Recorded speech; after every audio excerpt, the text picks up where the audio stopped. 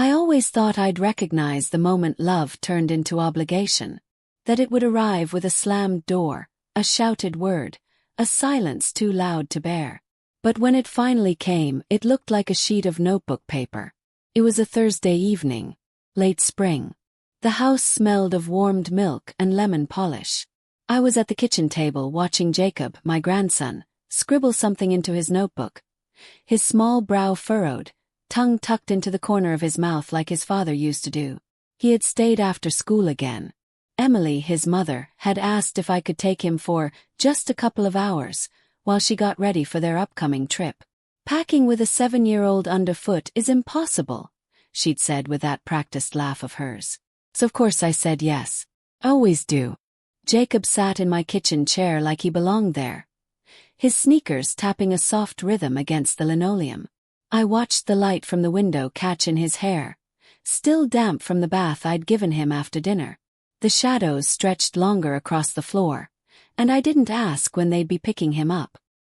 He was working on a school assignment, My Family and Me, a simple reflection piece.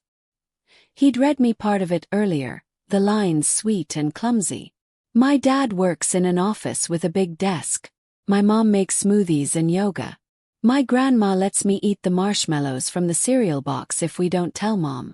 I smiled at that. It was enough. When he finished, I helped him into his jacket, handed him a small bag of oatmeal cookies for later, and kissed the top of his head as they pulled into the driveway. He waved from the back seat. Emily didn't get out of the car. After the taillights disappeared, I walked back into the kitchen, cleared the plates, wiped the table. That's when I saw it. A piece of paper tucked under the edge of his folder. Folded once like a secret. I shouldn't have read it. But I did. It was another version of the same essay, earlier maybe. More rushed.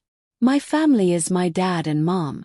I live with them and sometimes with grandma, but Mom says soon grandma won't live with us anymore. She says it's better that way, even if grandma doesn't know yet. The words sank slow like stones into water. I stood there for a long moment, the paper trembling slightly in my hand, though the kitchen was still. The clock ticked. A neighbor's dog barked somewhere down the street. I read it again, and again. Even if grandma doesn't know yet. They were leaving. And they hadn't told me. I set the paper down on the edge of the counter, careful not to smooth it. Some creases are meant to stay. The house was quiet again. That kind of quiet that doesn't feel restful but hollow, like something has already left the room and you just didn't notice when. I walked through the living room slowly, trailing my fingers along the back of the couch. The pillows were freshly fluffed. A basket of folded laundry sat on the ottoman, Jacob's little t-shirts on top, still warm from the dryer. I'd done that load while he colored in a dinosaur book. Hadn't even felt like work. But now the house felt different. Near the front door, 2 suitcases leaned against the wall. I'd seen them earlier in the week. Thought maybe Emily was organizing donations again. She often did that when the seasons changed, clearing out the old, making space for the new. One of them was mine. The navy one I'd taken on the road trip to the Smoky Mountains 3 summers ago. I hadn't packed it, but it sat there zipped and upright. I opened the hall closet. Boxes shifted. My sewing machine had been moved, pushed to the back behind a plastic tub labeled Holiday Garage. My photo albums were stacked sideways on the shelf, like someone had been reorganizing quickly and without much thought. Or maybe with too much. I pressed my hand to the doorframe to steady myself. My fingers curled slightly into the wood, as if it could keep me from slipping through the floor. It wasn't just a forgotten essay. It was a plan. And I wasn't part of it. That night I couldn't sleep. The bedsheets felt too tight, too smooth. The air too still. I left the bedroom and walked barefoot into the hallway, not bothering with my robe. The floor creaked in all the same places like it always had. Would that remembered? From the top of the stairs, I saw the kitchen light still on. Paused not out of caution but habit. Old women learn early how to move through their homes without making noise. Emily's voice floated up before I saw her. No, she doesn't know yet. I don't think she even suspects anything. Silence, then a soft chuckle. She's always so helpful. I don't think she'd do well with a confrontation anyway. I leaned slightly closer to the railing, my heart quiet but heavy. We'll tell her after, Emily continued. Once we're out. It'll be easier for everyone that way. I mean, we've already packed most of her things. She hasn't even noticed. There was the soft clink of glass, wine, probably. Then her voice again, lighter, like she was talking about weather, not a person. We'll get her set up somewhere. Something calm. A little place where she can knit or whatever. She won't need much. She's had a good run. I didn't move. Not right away. Not when the refrigerator clicked on.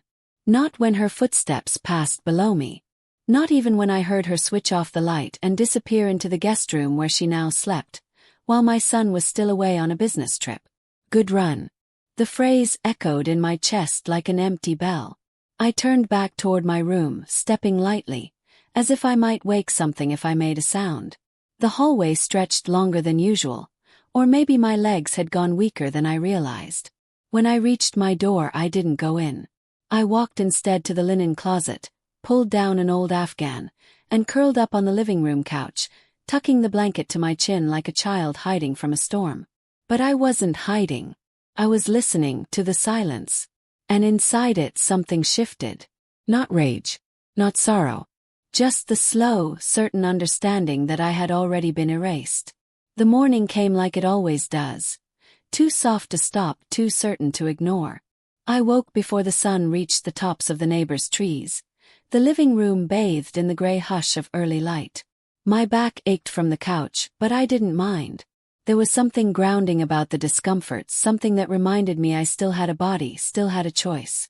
I folded the Afghan slowly, pressed its edges flat, then placed it on the arm of the chair the way my mother once taught me. Neat corners, soft center. Order before action. In the kitchen, I boiled water for tea. The kettle wheezed gently, like it too was tired of being useful. I didn't rush. I stood at the counter, letting the steam rise around my face, watching the shadows shift across the walls. The quiet was no longer hollow. It was space. I reached into the drawer where I kept things no one else ever asked about. Old documents, insurance copies, the original deed to the house, the one I had transferred into my son's name 3 years ago, for convenience. Back then, he'd hugged me so tight I thought my ribs would crack. Told me it was safer this way. That it made the taxes simpler. I believed him. I opened the folder now and stared at the signature that was mine. The ink faded but still precise. And beneath it, his name. A quiet theft wrapped in a thank you. I closed the folder gently, then set it beside my cup of tea. Then I opened my phone and scrolled down to a number I hadn't called in years. Hello. The voice on the other end was groggy, warm with sleep. Martin, I said. It's Eleanor Holt. I need to talk to you about the house. Then a slow intake of breath. Of course, he said. When? This morning. If you have time. I'll make time. I hung up and poured my tea into a travel mug. I didn't bother with breakfast. I didn't need strength. I needed clarity. As I slipped on my cardigan, my fingers brushed the edge of Jacob's forgotten school drawing. Still tacked to the fridge, a crooked house drawn in blue crayon, with stick figures and sunbursts above. There were 3 people in the picture. No one had drawn me in. I smiled softly. That was all right. Some absences speak louder than presence. Martin's office was smaller than I remembered, tucked behind a bookstore that had changed names 3 times since the last time I visited. The same bell still jingled when I opened the door though. That sound hadn't changed. He stood as I entered, older now, his gray hair thinner at the crown, but his eyes still steady, the kind of eyes that had seen things fall apart and held space for the people inside the wreckage. Eleanor, he said with something like surprise, but no questions. I sat down slowly across from him, placing the manila folder on the table between us. I'd like to talk about reversing a transfer, I said, folding my hands neatly. A property deed. From my name to my son's. I made the change 3 years ago. I believe you processed it. Martin opened the folder, flipping through the documents with the familiarity of someone who'd once been part of the family. I watched his expression shift, just slightly, as he pieced the picture together. He set the papers down and looked at me directly. Has something happened? I didn't blink. They're leaving. Not just the country. They're leaving me. And they weren't going to tell me until after they were gone. His mouth pressed into a thin line. I'm sorry, Eleanor. I'm not, I said quietly. Not anymore. We sat in a moment of silence, the kind that feels shared like a room with two windows open. I need to know what's possible, I said. What's reversible? What's protected? Martin nodded, pulling a legal pad toward him. We'll start with the deed. Since you gifted the property and retained no co-ownership rights, reversal is tricky, but not impossible, especially if we can prove coercion or incomplete disclosure of intent. He paused. But you'll need to act before any further transfers or loans are made against it. I plan to, I said. Quietly. No letters. No phone calls. I just want it secured. And then I want to leave. He didn't ask where. Instead, he reached for a second file. I'll get the paperwork in motion. And I'll refer you to a colleague who handles quiet injunctions. We can flag any attempts to leverage the property before you finalize your move. I nodded once. That was all I needed. As I stood to leave, Martin reached for my hand. Not formally, not as a lawyer, but as someone who remembered me when I still wore heels to board meetings and brought lemon bars to fundraisers. You're not alone in this, he said quietly. I know, I replied. That's why I called you. The bus hissed as it pulled away from the curb, the engine groaning like an old man rising from a chair. I chose a seat by the window, halfway down the aisle. Habit from years of traveling light but alert. Outside, the town slid past in soft motion. The post office with its peeling blue awning, the bakery that always smelled like burnt sugar, the park bench where Jacob once insisted we sit and count squirrels. I clutched my purse loosely on my lap. Inside were just the essentials. Wallet, keys, one folded photo of my husband and I on our wedding day. He in his pale gray suit, me in borrowed lace, holding a bouquet that wilted before the first dance. We laughed about it for years. The bus jerked over a pothole and I pressed my hand to the window to steady myself. The glass was warm from the sun. I let my breath settle. I didn't feel panic. I didn't feel rage. What I felt was space. Like something inside me had exhaled after being held too long. Not freedom exactly, just the absence of entrapment. People around me spoke in fragments. Snippets of errands, children's complaints, someone's story about a lost scarf. No one looked at me. No one expected anything from me. It was strange how comforting that was. For so many years, I'd been a hallway light left on. Pot kept simmering. The person you don't thank because she's always there. But on that bus, I was just a woman with a window view. No one's mother. No one's burden. No one's convenient afterthought. Just Eleanor. And for the first time in a very long time, that was enough. The house was quiet when I returned. Too quiet. In the way only homes become when their people have already begun to imagine themselves somewhere else. The air held no scent of dinner, no echo of footsteps, no radio murmuring in the kitchen. Just stillness. I walked through the front door and paused in the entryway, letting my eyes settle on the framed photograph that still hung above the shoe bench. Jacob at 5, his cheeks full of cake, frosting on his nose. I had baked that cake. He had laughed so hard he nearly tipped the chair. I didn't touch the frame. I just nodded to it as if to say goodbye. Then I moved. I walked to my bedroom, pulled out the suitcase they had set near the closet last week. How thoughtful, and opened the drawers. I didn't take everything. Just what I needed. 3 cardigans. My oldest pair of leather gloves, the ones with the silk lining. A stack of letters from my husband tied in a blue ribbon. The mug Jacob made me in preschool, lopsided and chipped. I folded slowly, precisely. Not out of sentiment but out of habit. Dignity lives in the details. From the nightstand I took my reading glasses, a slim book of poems, and the key to the garden shed. I paused there, palm resting on the key, before slipping it into the front pocket of my bag. In the hallway I passed their wedding photo. The one Emily had printed in black and white and mounted in a frame I bought. I didn't take it down. I simply turned it to face the wall. In the kitchen I left a small note on the counter. Not a message, just a single sentence. "Thank you for everything I gave you." And then I slipped out the back door. No one saw me leave. Not because I was hiding, but because no one had been looking. The train station in Ashbridge was smaller than I remembered. Just one platform, a chipped wooden bench, and the faint scent of damp earth rising from the tracks. I stood beneath the awning, suitcase at my side, and waited for someone who would never arrive, because no one needed to. The woman at the rental office gave me a key without asking too many questions. A month-to-month lease. No pets. No visitors after 10. Fine by me. The apartment was small. 3 windows, a kitchenette, and a narrow balcony that looked out onto a line of trembling birch trees.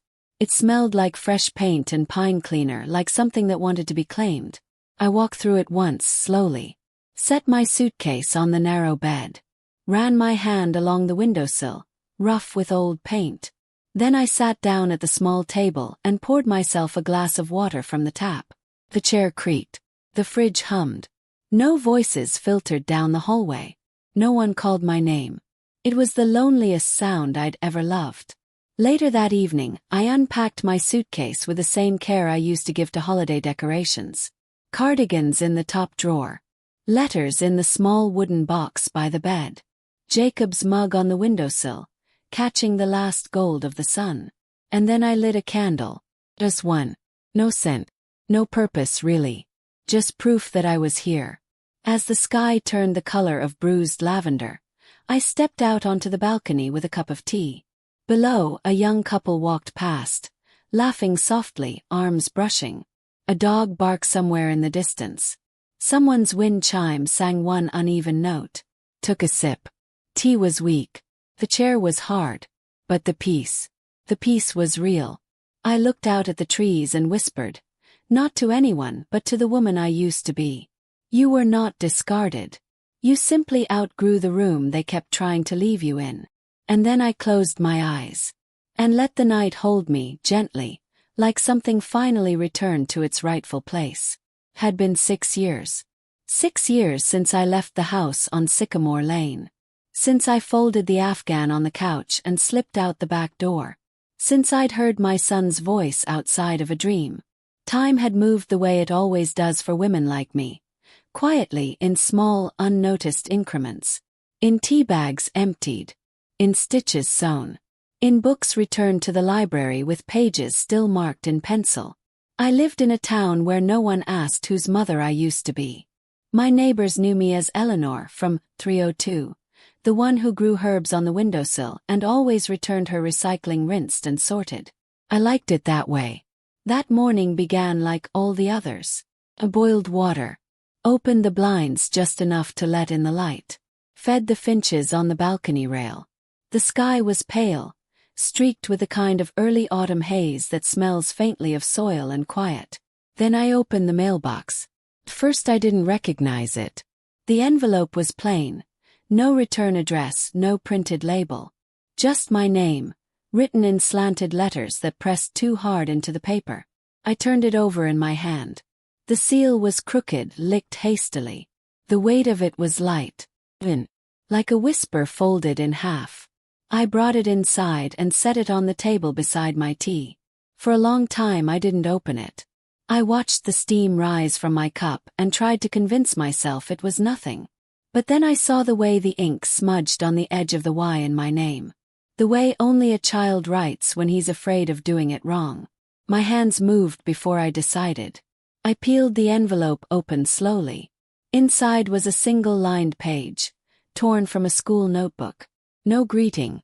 Just 5 sentences, written in uneven blue pen. Are you okay? I still remember the tea you made. I think about you sometimes when I can't sleep. I'm sorry I didn't say goodbye. Love, Jacob. The page trembled in my hands, but it wasn't from cold. I read it once, then again, then folded it and placed it beside the kettle, like it needed warmth to keep from slipping away.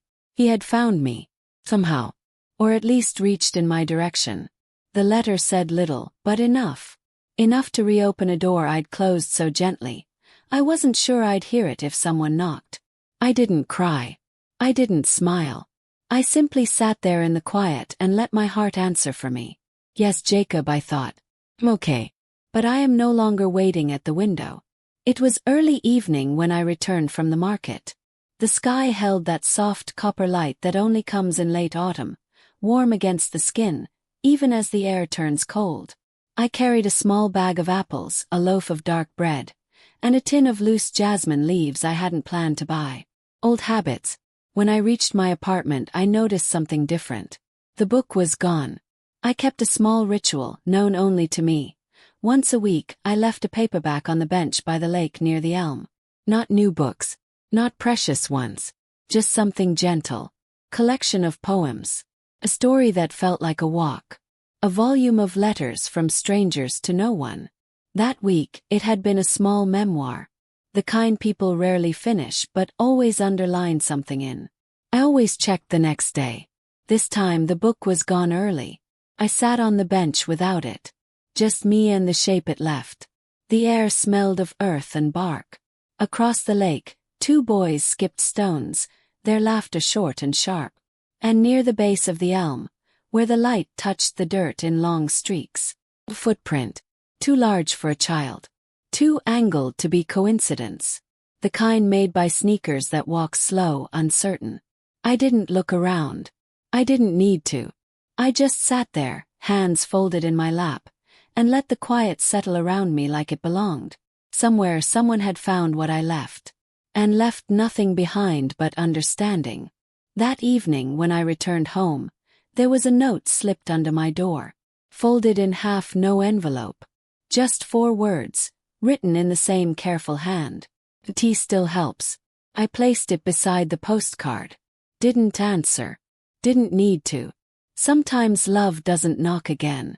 Just waits nearby. And sometimes that's enough. A week later, I stood by the window with a small box in my hands. Not a keepsake chest. Not anything special. Just an old tea tin round, with faded flowers and a lid that stuck slightly from age. I had kept it for decades, though I no longer remembered where it came from. Only that it had always been there. Like a habit.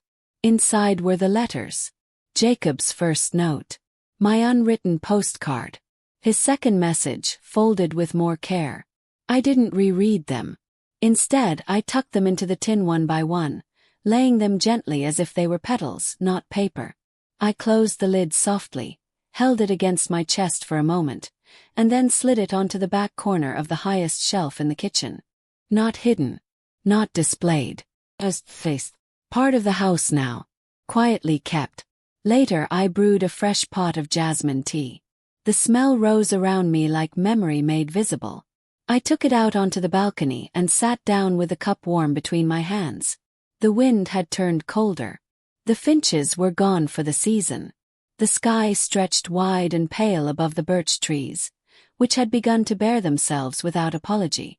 And I thought, he found me when he was ready. Not when I waited. Not when I hoped. And that made all the difference. I raised my cup slowly, the steam curling soft against my cheek. To what stays, I whispered. And drank.